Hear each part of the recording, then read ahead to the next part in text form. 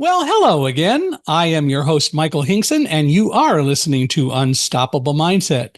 And today we get to chat with Elizabeth Kipp. Elizabeth is a stress management specialist and historical management specialist, stress management specialist, or trauma management. I can't say it today. Historical trauma management specialist. If I could talk, I'd be in good shape, everyone. But I want to thank you all for being here. And Elizabeth, I'd like to thank you for being here and putting up with me. We actually spent a little bit of time before we started the recording talking about our old favorite movies like Blazing Saddles and Star Wars and Young Frankenstein. But we won't go there for this podcast because we have probably more up-to-date and relevant things to do, don't we? Elizabeth, welcome to Unstoppable Mindset. Thank you so much, Michael. It's my pleasure to be here. Thank you for having me as a guest. Well, you're welcome. Why don't we start, if you would, by you telling us a little bit kind of about the early Elizabeth growing up and those kinds of things. It's always kind of fun to learn about the early years, as it were. Well, I actually don't remember that much about my childhood that was all that happy. I actually don't have happy memories really in my childhood, other than I liked animals, and I loved being with the horses and the ponies. That was fun, and I kind of liked school, but my home life was challenging. My mother was a bipolar and an alcoholic and a rager, so I pretty much walked on eggshells. And their child abuse was not a thing back then. It was like all that stuff was a secret. So I really grew up as a chronic pain sufferer from the start. Well, tell me, so did you go to college at some point? Oh yeah. I have a degree in plant science. Yep. And I went to graduate school and studied environmental studies and ecology and systematics, and I did a remote sensing as a plant person. Yep. Oh, you're making this very difficult, Elizabeth. Okay, I'm gonna ask. Did you ever see The Little Shop of Horrors? No, I never actually saw that. You know about it though? Oh yeah, I know about it. I just never saw it. Feed me, Seymour. Another man-eating plant. Okay, enough. Well, so tell me a little bit about this whole. We're so helpful. Tell me a little bit about this whole idea of chronic pain. What is chronic pain? Oh yes, chronic pain is any pain that's felt 15 days out of 30 for 3 months or more. Physical, mental, emotional, spiritual. The body really can't tell the difference. The brain can't tell the difference between one kind of pain and another. It all sends the same signal to the brain. It hurts. So, a grief experience is just as powerful as a broken bone that takes more than 3 months to heal, which usually doesn't, but an injury there are injuries that take more than 3 months to heal. So the brain can't tell the difference between a broken bone and a broken heart.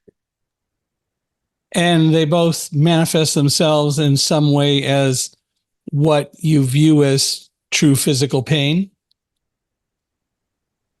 Well, the way to really distinguish, first of all, for the person who doesn't really know the difference is what I was thinking of. I understand. It's not that simple. I mean, okay. Our emotions have, if we look at the mind, body, spirit system as an integrated system, which for the purposes of this conversation, let's do that. Okay. And that's not do the reductionist model that the Western medicine does. The emotions actually have a physical sensation. Right. And when I think about grief, like I'm just this week we're remembering the 10-year anniversary of my niece's suicide, for instance. And I remember Monday when that anniversary came around, the weight. I felt the physical weight of that and the heaviness of as a sensation in the body. And it was, and it's not like I carried that for as a chronic pain thing, but it was with me for a few hours for sure that day. So that emotional charge that I had expressed itself as a physical. It manifested physically as this weight, tension, and tightness in my body. Got it. So pain, chronic pain, can manifest as physical, emotional. Emotional pain can journal over into physical. It's difficult to tell them the difference. Spiritual pain could be something like a grief experience, which also has its corresponding body expression. Do most people feel chronic pain, or are they such that mostly they can learn to deal with and overcome?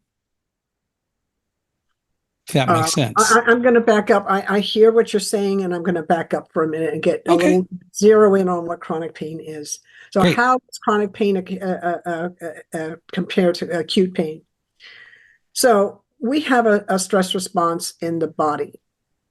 And it's in the off position until we perceive a threat or are threatened. And then that stress response goes into the on position.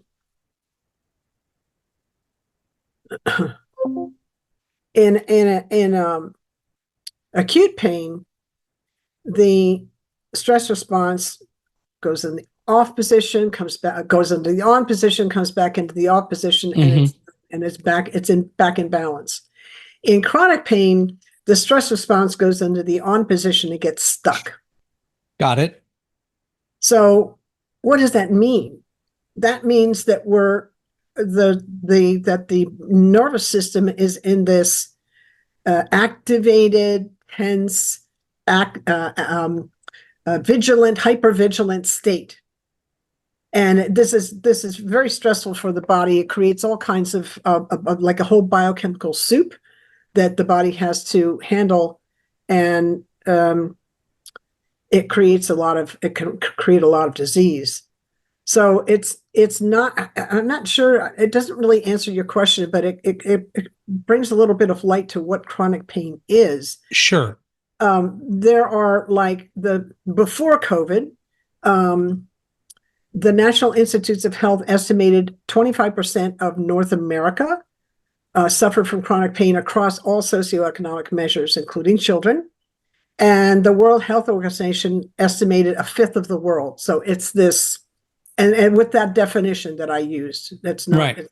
A lot of people just think it's physical. It's not. It's this bigger thing. And I appreciate that.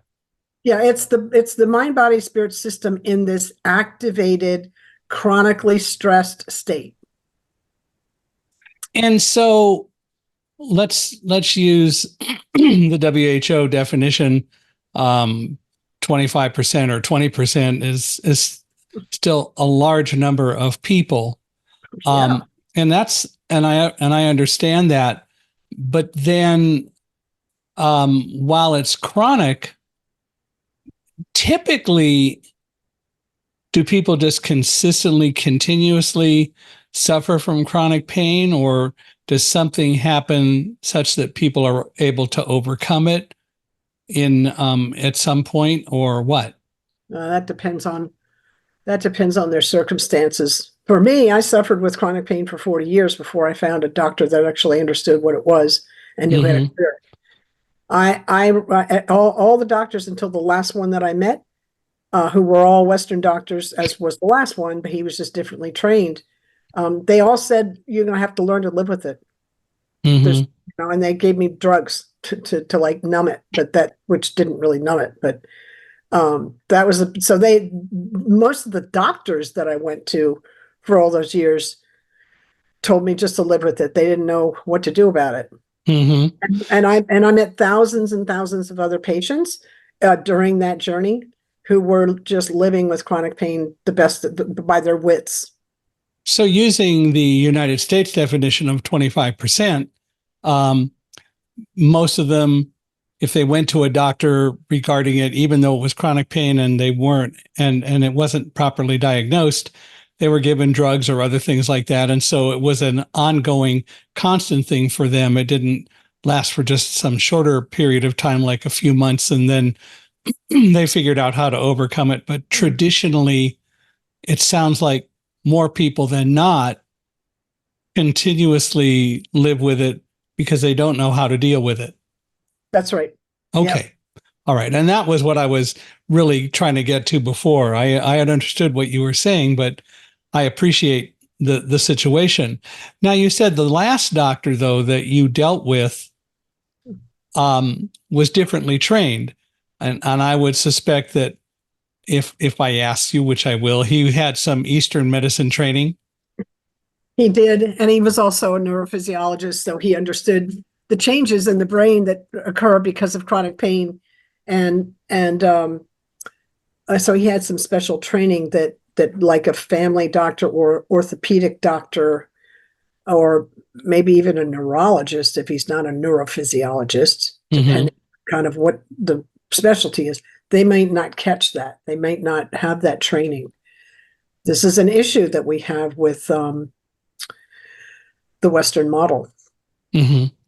Well, the Western model tends to not take into account the spiritual aspect of things, as we know. Oh, it's very reductionist, right? So I'll give you an example of how that works just for the audience. You probably know this, but if you, so I had one of the questions is like, why did I have chronic pain? It wasn't just emotional. I had a physical issue. I broke my fifth lumbar and a front to back, and it slipped forward into my pelvis. And I had a lot of surgery to try and stabilize that. And, but my back I had this horribly sore back. Now, what's interesting is, first of all, the doctors assumed I wouldn't heal. That was their assumption. So I felt like their assumption was wrong, but that's the model they were using, assuming such a thing was wrong. But here's the thing about reductionist, the reductionist view. If you found 3 patients that had x-rays just like mine, you'd find patients that had 3 different symptoms. One that had pain all the time, one that had pain only when they were stressed, and one that didn't have any pain at all. How do you explain that by just looking at the x-ray? You can't. You can't. Yeah, that's the issue. So doctors see my x-ray and they go, here are your opiates. But I don't have any pain. And I've been each one of those patients, by the way, at different times in my life. I've been each one of those, right? So there's something else going on there besides trouble in the spine. And so instead of assuming that I wasn't going to heal, which was an error in their model, they never asked the question, why isn't Elizabeth healing? Because their model precluded that was even possible. Just assume there wasn't the healing wasn't going to happen. Yeah, so that's a challenging assumption to sit with when you're looking at Western doctors to try and give you an answer. Well, they can't actually accept Dr. Peter Prescott. He gave me an answer, and there are more integrated doctors now. So that there are some integrated pain management programs available to people. They're just kind of spread pretty thin. Yeah.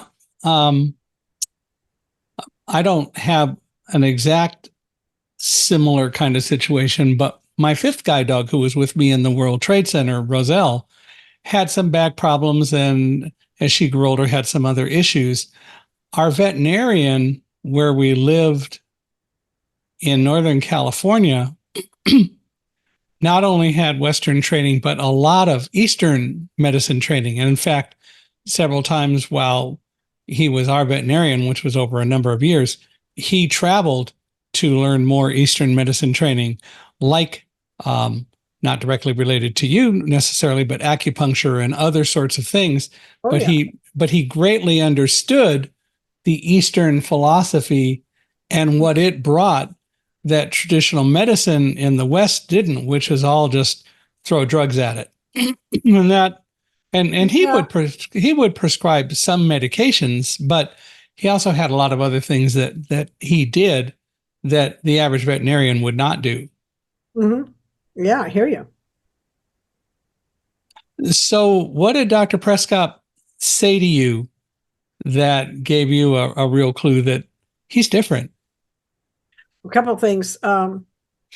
He he told me when my first conversation with him over the phone, he said to me, I can help you reset your stress response.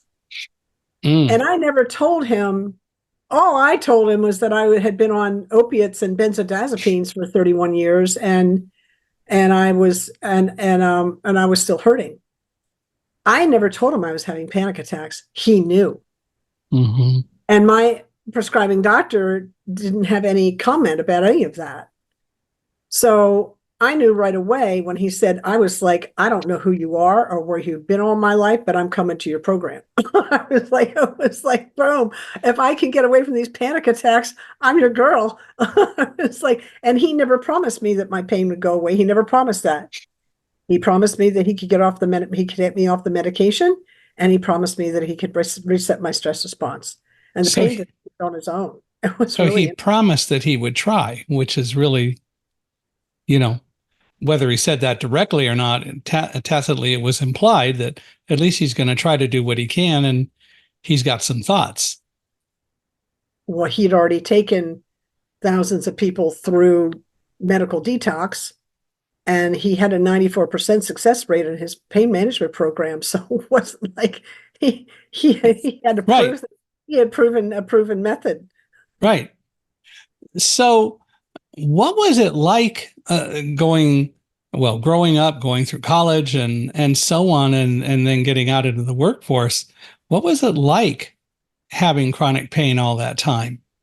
Well, I was I actually learned from the age of 14. Well, prior to that, before my accident where I hurt my back, I was used to living with chronic pain from irritable bowel syndrome. I was Mm, used to that. So when I actually had the accident and broke that vertebrae and got up and walked away from the accident, I didn't have any idea that I'd hurt my. I knew I'd bumped myself, and I knew it hurt, but I didn't. It didn't occur to me that it was at that level because I could get up and walk away. hmm. It's like I was able to walk.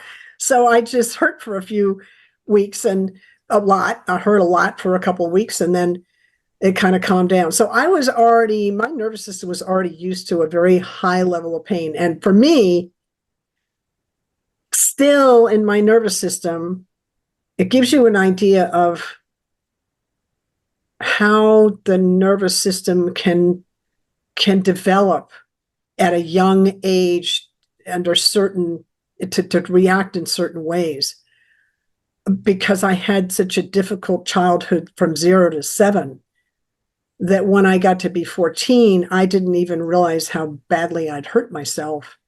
And even today, as an older adult, I have a yoga practice and I don't I my journey, my challenge is to where's the line between, not enough is atrophy and too much is injury. I don't know where the line is into injury. I'll go right over it, and then I realize I'm there, and I didn't even know there was a line. Like it's very difficult for me to discern that.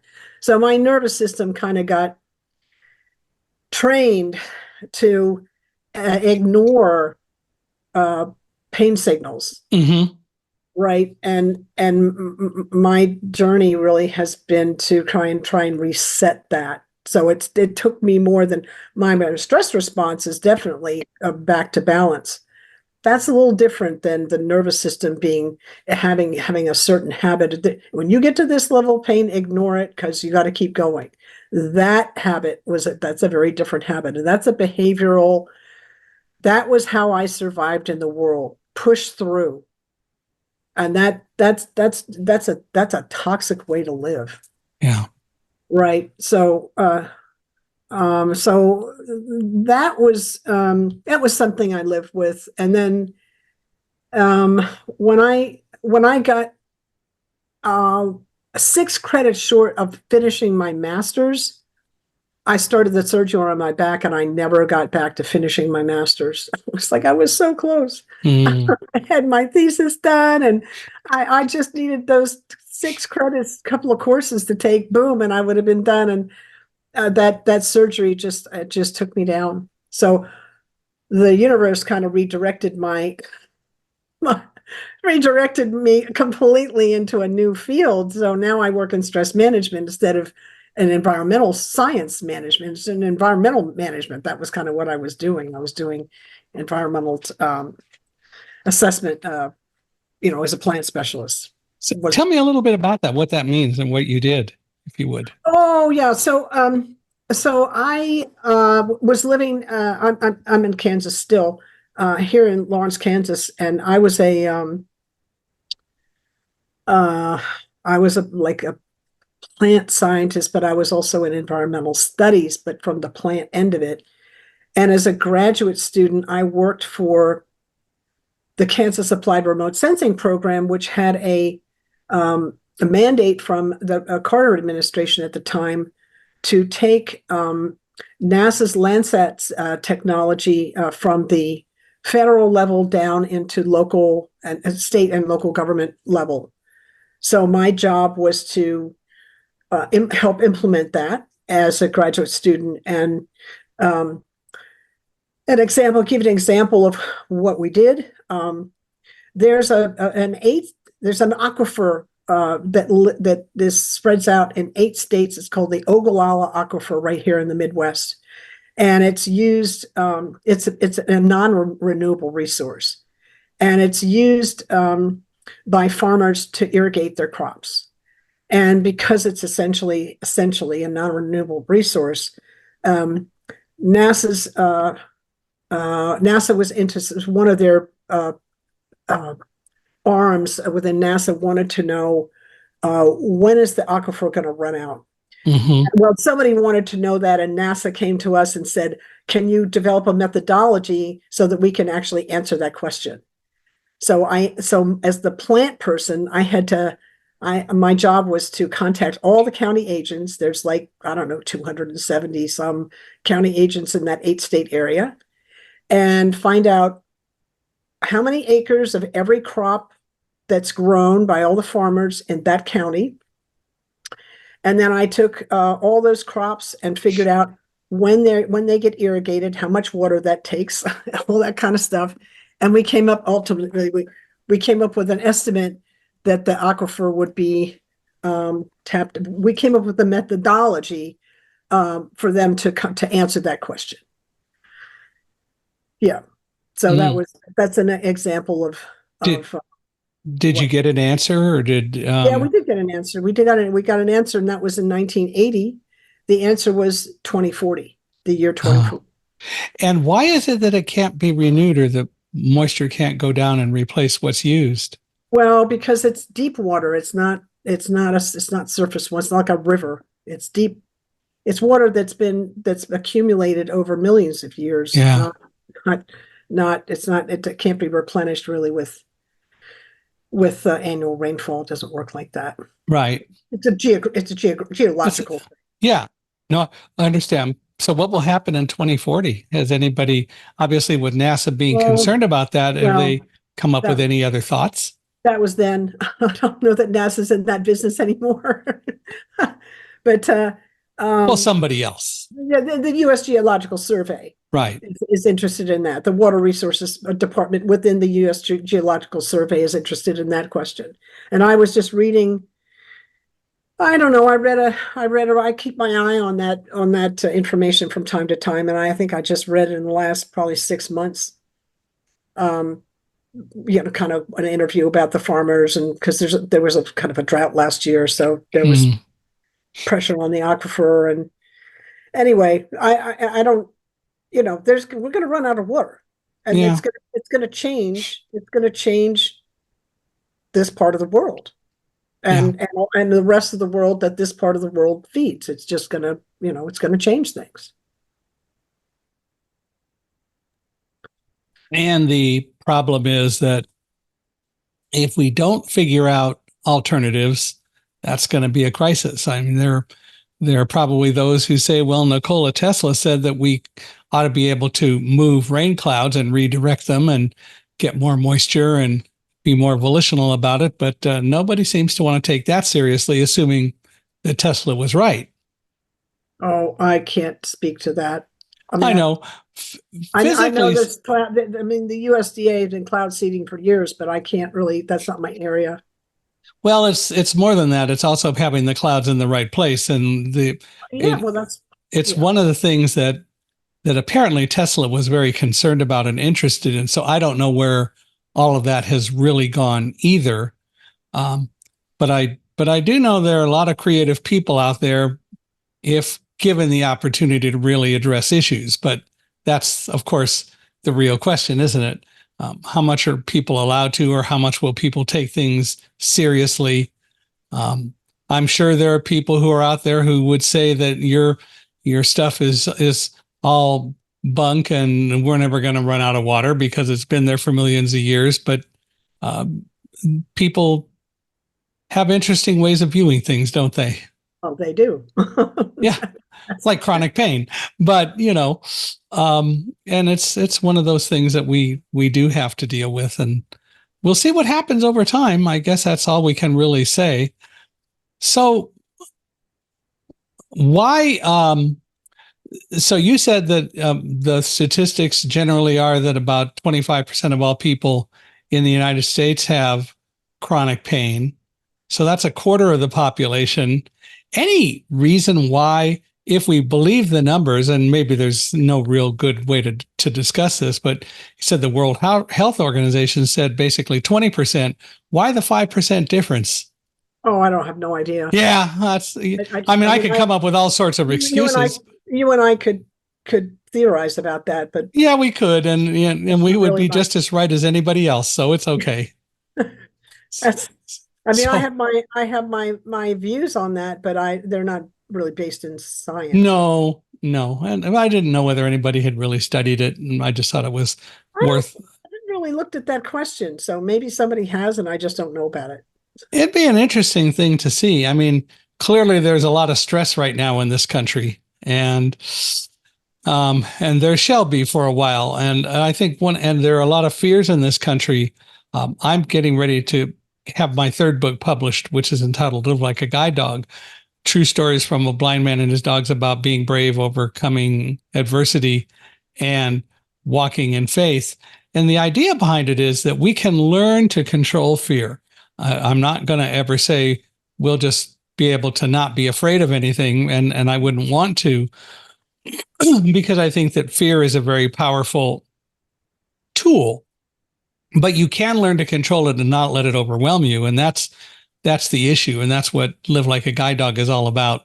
But too many people don't learn how to um, accomplish that skill, which is a challenge, of course. Oh, that would be, I love that you said that. That seems to be a theme of my life these days. With my, in my own practice and in my, and with my clients, because that fear is, that's the part of us that's trying to keep us safe and survive in the world. And it's a very healthy response, and we need it to stay safe. Sure. And it can play havoc with us. That you're talking about the mind. You're talking about Mm-hmm. finding a way to meet your resistance to when fear comes up for you. And I literally do that every morning. In my yoga practice, I put myself in a posture, or a certain kind of meditation, or a practice of some kind, that where my own ego comes in and you know presents itself and says, you're not going to get past this because I'm doing this. And I'm like, yeah, Yeah. I'm going to stay here and just keep breathing. Right.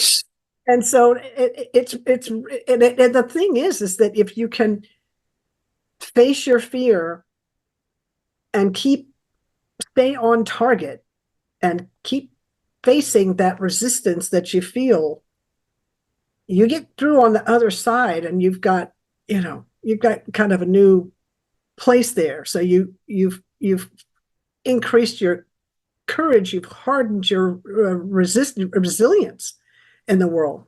Well, what you learn is that fear is a very helpful thing. And I would be absolutely presumptuous and never say you shouldn't be afraid. I know that there are some people in this world whose nerve endings are such that they don't feel pain at all. And as a result, they don't have the option to deal with all the signals that pain in some way can bring. And fear is the same sort of thing. I think that it would be ridiculous to say, don't be afraid. But I do believe that you can control fear, and that you can use it to help direct you. But you have to take the initiative to establish a mindset to do that. And that's what most of us don't do. We don't prepare. We don't learn how to prepare for different situations. And I talk a lot about being in the World Trade Center, of course, on September 11th, and learned long before that day what to do in an emergency. And I spent a lot of time talking to people, talking to the fire department, talking to the Port Authority police and others, and learning what to do in case of an emergency. And I also did it mainly because, it was survival. I wasn't going to rely on somebody reading signs to me, because I'm not going to read signs, right? I'm not going to rely on somebody reading signs to me for a couple of reasons. One, there might not be anybody around, because a lot of times I'm in the office alone and no one else is there. And two, they might not be able to read the signs because we might be in an environment where there's smoke or power failure and there's no light. So they couldn't read the signs anyway. And I was the leader of an office. So I had to take the responsibility of learning all I could about the complex and what to do in an emergency, and did that.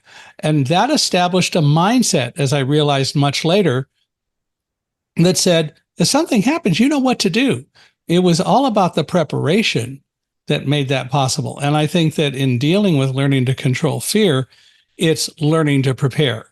It's learning to really talk to and with your mind, and learning how to use that tool in a productive way. And that's something that most people don't do. They don't exercise their mind to learn to communicate with it and talk with it and learn, like, how'd today go? Why was I afraid of this? What should I have done differently? And develop the mind into the muscle that really has the strength that you should want it to have. Well, 10-4 to that. I hear you loud and clear. I would refine your comment slightly. I have a slightly different perspective. It's not like that I'm controlling fear. I'm controlling my reaction to it. Well, but yeah, and I appreciate that. But what that does is it puts you in control of the fear, and it helps you learn to use it as a very powerful tool on your side, rather than it blinding or paralyzing or overwhelming you and just taking control so you can't do anything. Yes. And there are, when I teach trauma recovery, we look at the nervous system and how it's reacting. And so if I'm in a fight, flight, or shutdown mode, the nervous system reacting to some trigger in the environment, right? There are tools I can bring to bear that can help me move out of that fight, flight, or freeze, or regulate it. Right. State. That's really the issue, right? To regulate it, or never let you really go into it, because you accept that you can deal with situations if you spend the time preparing and learning how to do it. Yeah, I'm not going to say, let me put it this way. I have a hair trigger startle response. Mm-hmm. If there was a a boom outside or a gunshot or something that went off outside my window, I'd jump. Yeah. That's a response, right? That's the nervous system activated, right? Right. However, I'm down from that in probably 5 seconds because Okay. And that's the I point. know how to breathe. And that's because I've done the training. This is what you were talking about. That's the point. Exactly right. Whereas it would have taken me an hour or half a day in the past. Now it's 5 seconds. Well, and the reality is, I think there are very few people among us who wouldn't jump if they heard that gunshot right outside their window. Exactly. And so that's okay. That's the way we're designed. Our machinery is operating exactly as it's designed, right? But it is then how we deal with it and how we have trained our minds to allow us to go, wait a minute, what just happened? Oh, right. Okay. That was a gunshot. I'm going to duck down here so somebody doesn't shoot at me, but I'm going to peek out the window and see if I can see what's going on or whatever. I mean, in my case, peeking out the window isn't going to do any good. Probably hit my phone and call 911. Well, or I'd open the window and go, stop the noise. I wouldn't do that. Yes, but well, I know better. I live in a neighborhood where from time to time we hear gunshots. And last summer there were some gunshots in the neighborhood, and a policeman stopped by and knocked on my door and asked me if I'd heard gunshots, and I said yes. And I said, I don't like to bother you guys. He said, bother us. We want to hear about this. We want you to call us when you hear that. So I learned. I got told. I live in an area where we have had gunshots. I haven't really heard them. My house is a new house, and so with the insulation and everything, it had to be a pretty close gunshot. But we had kids a couple of months ago that just came at like 10 o'clock at night, and they just pounded on my garage door. And then I didn't hear anything after that. And I listened, but I didn't hear anything. And it was the next day that I learned that they had done that to other people, and they were trying to break into garages. And what stopped them, actually, I don't think it was my garage door. I think it was my front door, but I was not in the living room at the time. But what happened was, having video cameras around the place, one of the kids saw that the doorbell camera was taking pictures of them, and it was kind of too late to avoid it, so they took off. Okay, there you go. And I have no problem with having those cameras around. And but again, it's preparation. And mentally, I think all the time about what happens if somebody comes to my door and knocks on my door at 10 o'clock at night. I think about that sometimes. And very likely, if it's a knock, it could be a police officer. But how am I going to know that? So I've learned how to use my system so that I can talk to my doorbell camera and system to say who's there. Or I can call the police and say, someone's knocking on my door and claiming they're the police. Are they? Oh, good. But I've thought about that, and I think about that because that's part of preparation. Yep. And that's okay. And I think the closest we ever came to something in the middle of the night was my wife and I, this was like 3 years ago, we heard a noise outside of our house, and it sounded like something hit something. And it was a car that was a woman driving a car, and she looked down at a cup of coffee just in time to hit a trailer, and it knocked the trailer up into our yard. And a couple minutes later, so we immediately called the police that something had happened, and I got dressed. It was 5:30. Darn, I didn't get my full sleep. But then somebody came and knocked at the door, and they said it was highway patrol, and I verified it, and we went on. But I think with all of that, it's preparation. And it isn't so much, well, what if this happens or what if that happens?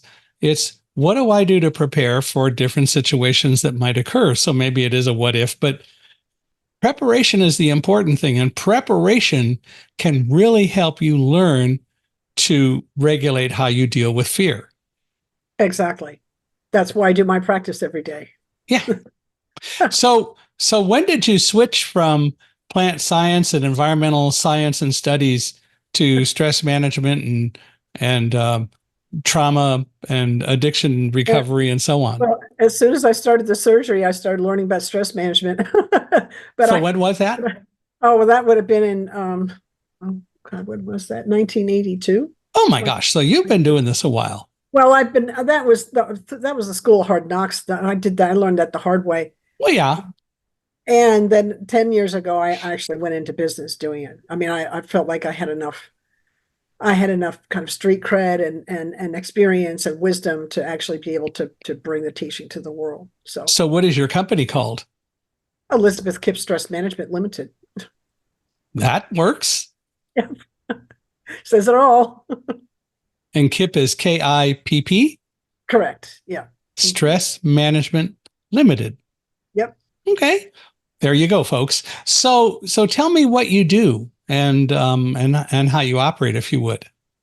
Oh, I help people build resilience, kind of like we're talking about. Also, I help people calm their nervous systems down, which is this regulation you and I are talking about. I work with people that have this chronic pain, the stress response that's off, out of balance. I help them bring it back to balance. And that includes, I include addiction recovery in that because every addict I know has a chronic pain patient first. I include trauma training in that as well because every chronic pain patient I knew had unresolved trauma in their system. So I went to learn how to be trauma informed. So I include, I'm not a therapist, but I'm a great coach in that space. So Right. I teach trauma informed yoga. And I teach the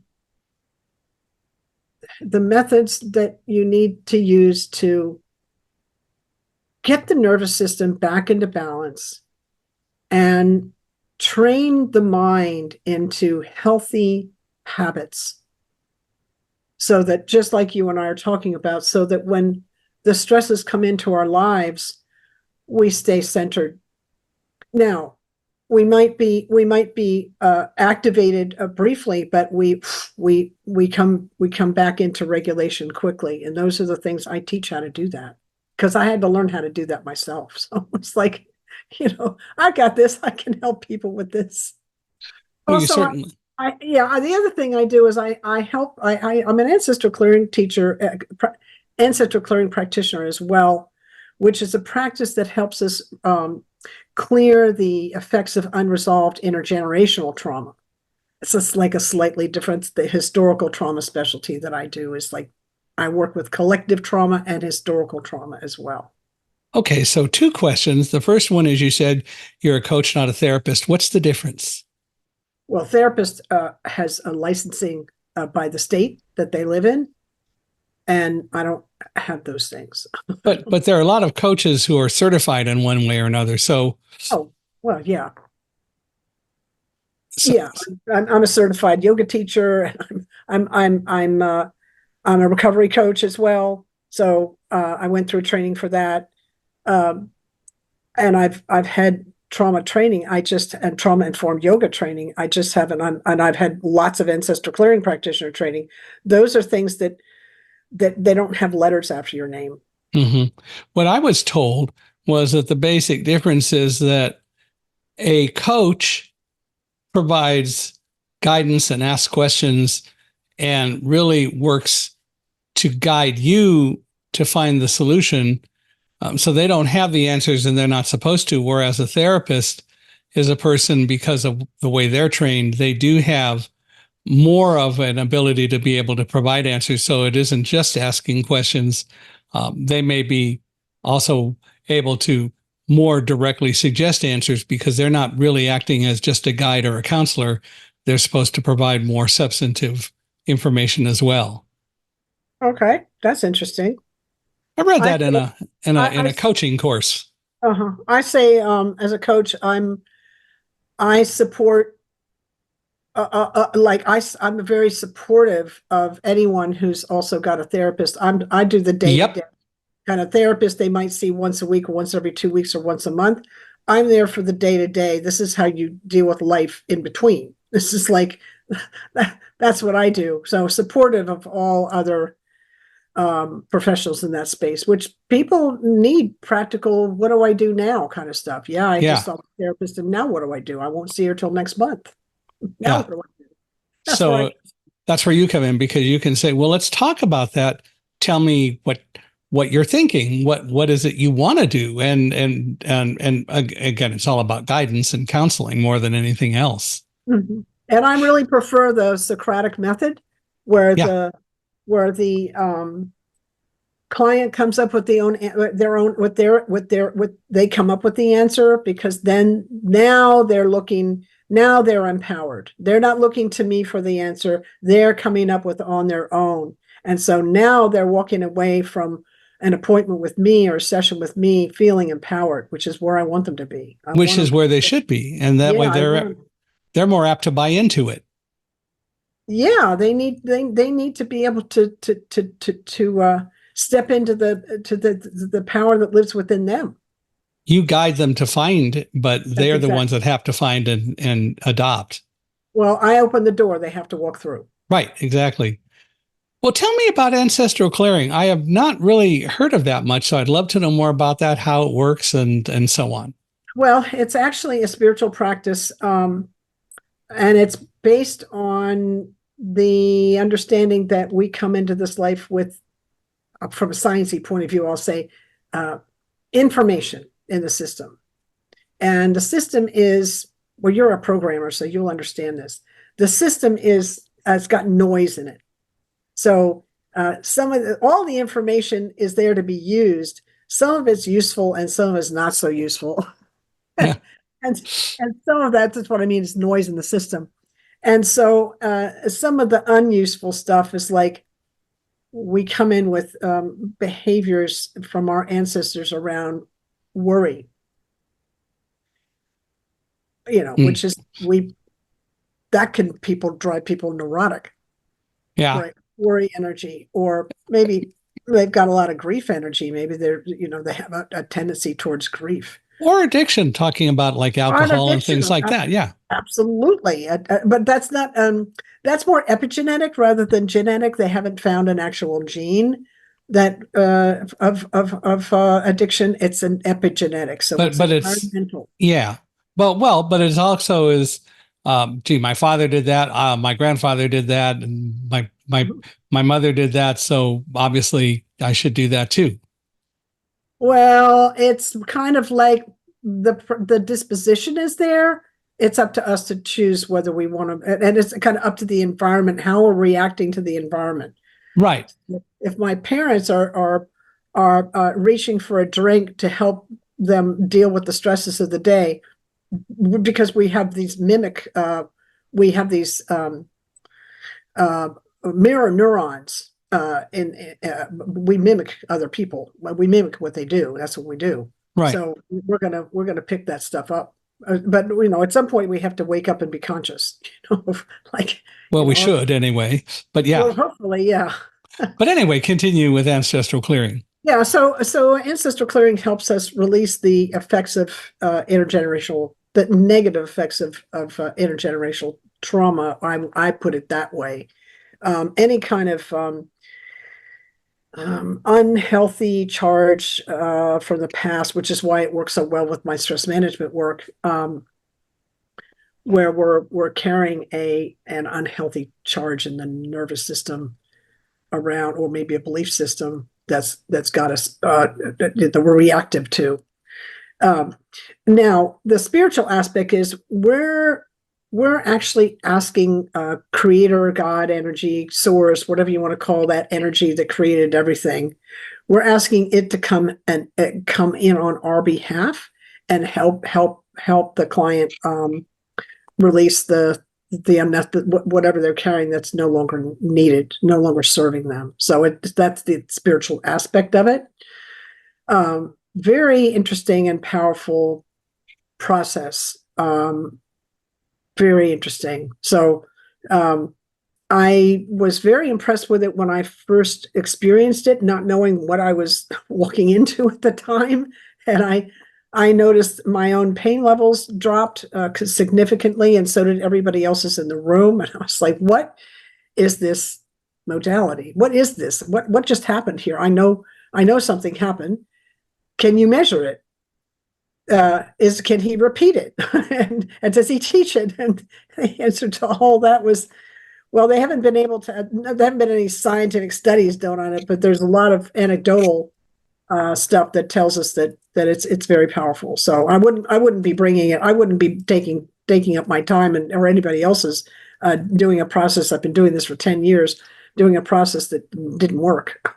So, can you give me an example of something that ancestral clearing can do something about, and then how you go about addressing the issue?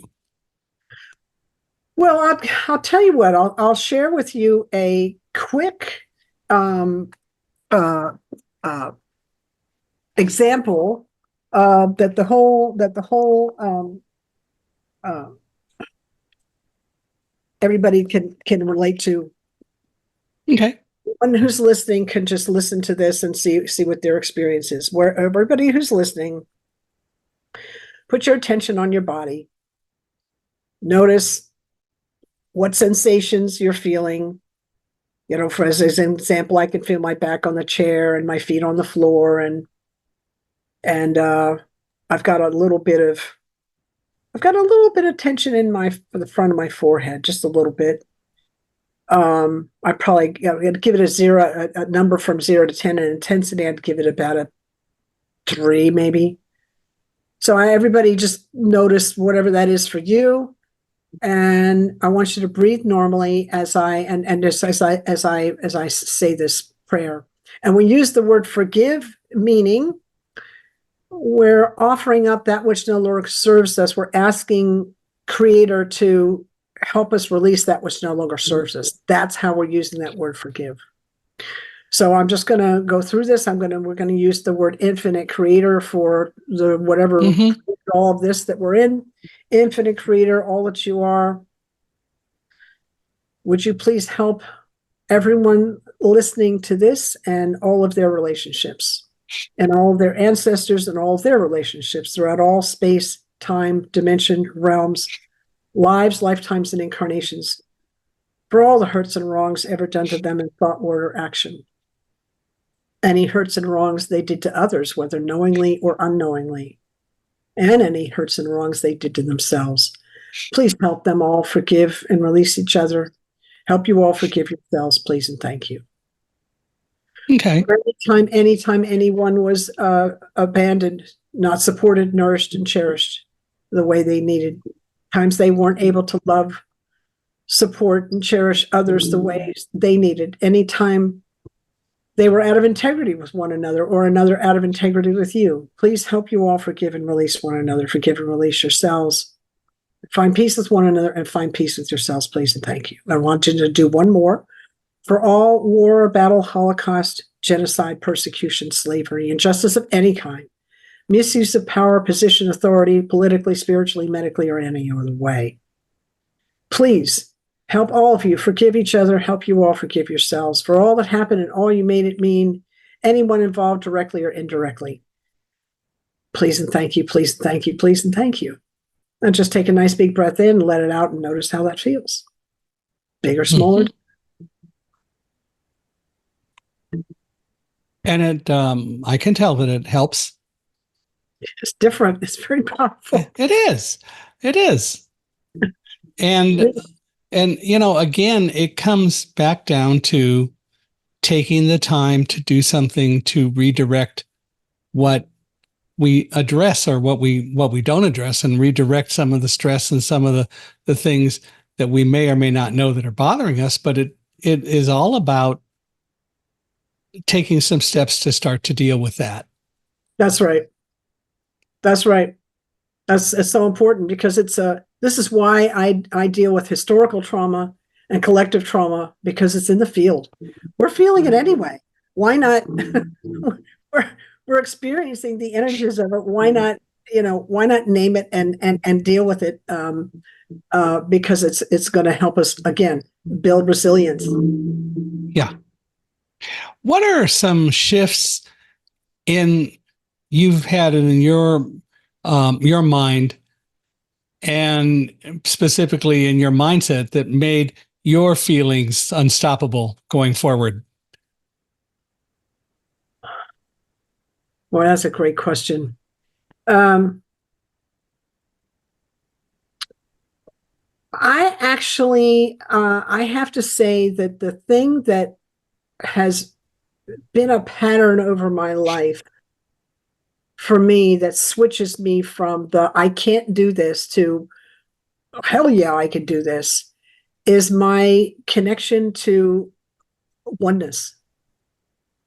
Because it's in my sense of separation, my ego sense of separation that I'm not a part of, where the fear thrives. But when I remember that I'm connected into all that is, and I'm just the creator's moving through me, just like it's moving through everything, that just amplifies everything and creates a power that I can't even fathom the power there. So I don't do it alone. That's the difference, if that makes sense. It does. What does an unstoppable mindset mean to you in regards to stress management? As I said, what it means is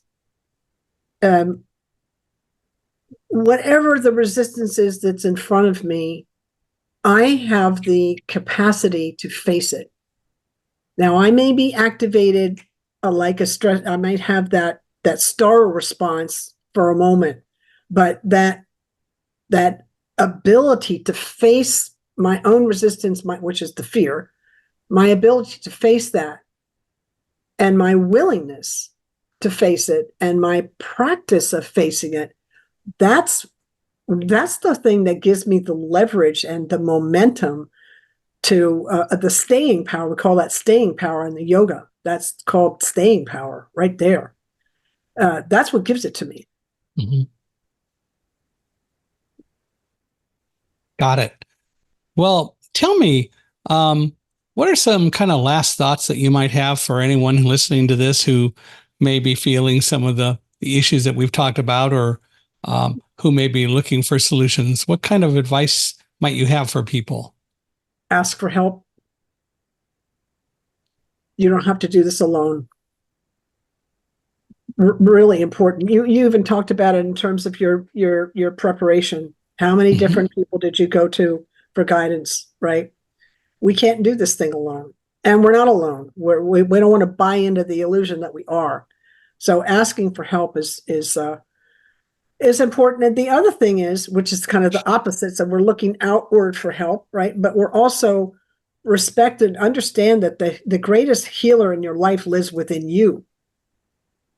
So you want to recognize that doctors can set a bone and stitch up a wound, but they can't tell the body how to heal. Only the body knows how to do that. So get that straight in your mind, where the healing power truly is. Yeah, those are the two things that I always like to end my presentations with. Yeah. The reality is we are the best things for ourselves if we really take the time to look and listen. As I tell people, I used to always say I was my own worst critic when I would listen to speeches that I had recorded and so on. And over the last year, I've learned bad thing to say. The more appropriate thing to say is I'm my own best teacher, because really only I can teach me, and only I can teach me if I'm open and willing to learn.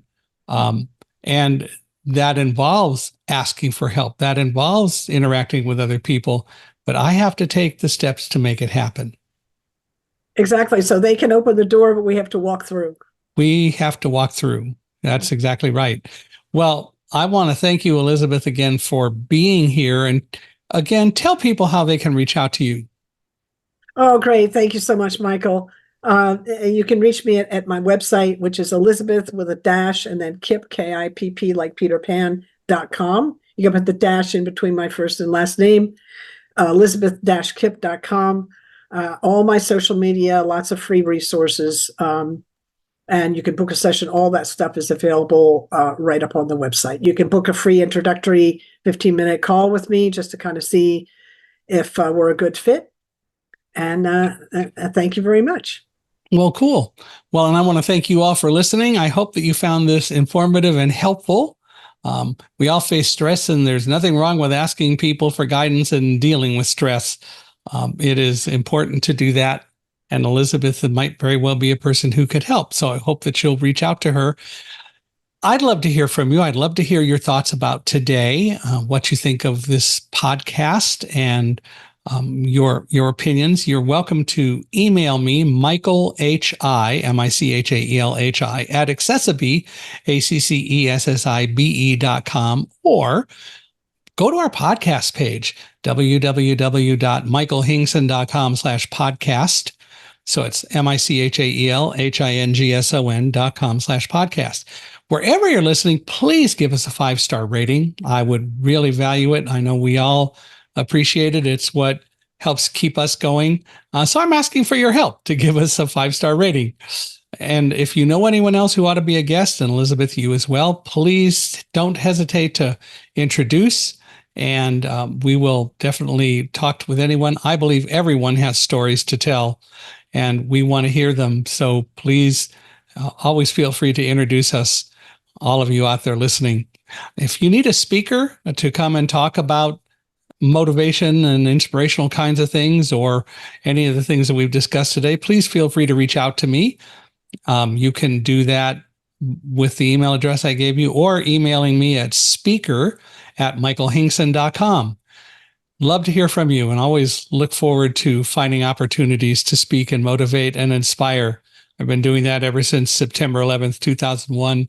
And as I love to tell people, selling life and philosophy is a whole lot more fun than selling computer hardware. So thanks very much. And Elizabeth, one last time, I want to thank you for being here again today. Oh, thank you so much, Michael.